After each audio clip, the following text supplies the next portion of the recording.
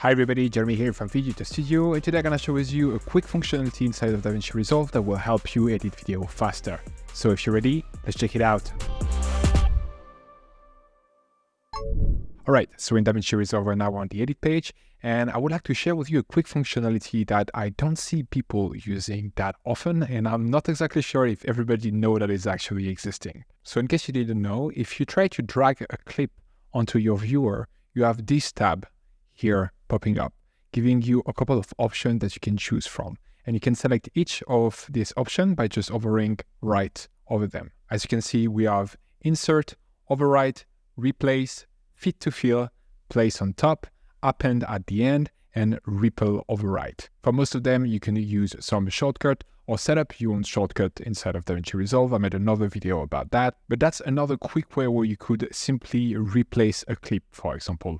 Let me just show you. To insert a clip in between two already existing clips in your timeline, you could just use the shortcut insert. For me on Mac, it's U with an accent, so I can just select my clip and just hit that, and it will just bring it in between my two clips. In case you don't have the exact same shortcut, you can always go right there to help and search for insert, and it will show up right here, giving you the actual key that you need to hit to insert your clip. But in case you don't remember the shortcut, a quick way is, as I just demonstrate, simply to drag it over your viewer and here select insert, and it will just be inserted in between your two clips. So that's just a quick and easy way to do that. Now the next one, overwrite, isn't that useful because as you can see here, it's simply overwriting all the other clip, and you can just do that by simply dragging the clip into your timeline. So there is not so much of a usage for that in our opinion. Now the third one is actually very useful. It's to replace a clip already in your timeline. So here, for example, if I would like to switch this one to this one, I could simply drag that here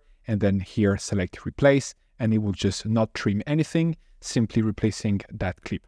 Now, if I'm not happy with the timing, I can always switch to trim mode, and then I'm able to just displace that clip to select the right timing.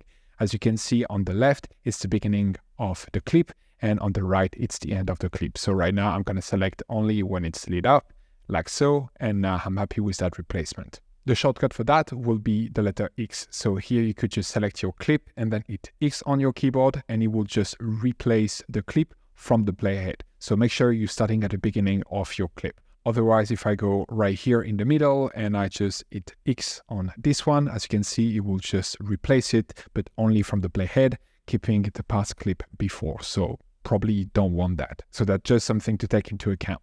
Now the fourth one, fit to fill, is quite interesting as well. Here, if we were to select that, as you can see, there is a little icon showing up right here that's just showing us that right now our clip has been split up. So the entirety of the clip is fitting in between those two clips where we replaced it, but it has been sped up. As you can see, the original clip right here is a lot longer. And right now it has been sped up by about 5 times to fit in between those two clips. Then the fifth one is not that useful. It's simply to place a clip on top of the other one, but you can achieve that by simply dragging the clip on the track right above. Then the next one is append at the end. When you select that, it will just bring the clip at the end of your timeline, no matter where your playhead was originally. So right now, if I drag another clip, right here, you can see that my playhead is in the middle. But if I just drag that, select append at the end, as you can see, it has been added at the end of the timeline. And finally, we have ripple overwrite, which simply gonna replace the clip that has been brought in and overwrite the one that was in the timeline. But instead of replacing within the same timing, it will bring in the full clip. So right now, as you can see, it's pushing my other clip forward, so I can have the entirety of the clip that I just brought in, and it does overwrite the one that was there in place before. Again, you can find the shortcut for all of those right there. So here you will have the shortcut for insert, overwrite, replace, place on top, ripple overwrite, fit to fill, and append to the end of the timeline. So in case you forgot the shortcut, you can always come back here to refer to it. But I also think that drag and drop technique directly on the viewer could be very quick and useful in case you don't remember all those shortcuts or you don't use them often. And that's pretty much it. I hope this video was helpful. Please don't forget to like and subscribe. Let me know in a comment what kind of video you would like to see next, and I'll see you in the next one. Bye! Speed up your workflow and create better videos using the pack available on our website, including titles, transition, and templates built only for Davinci Resolve. Get started today by downloading our free starter pack that contains over 150 elements. Link in the description below or at videoeditorstudio.com.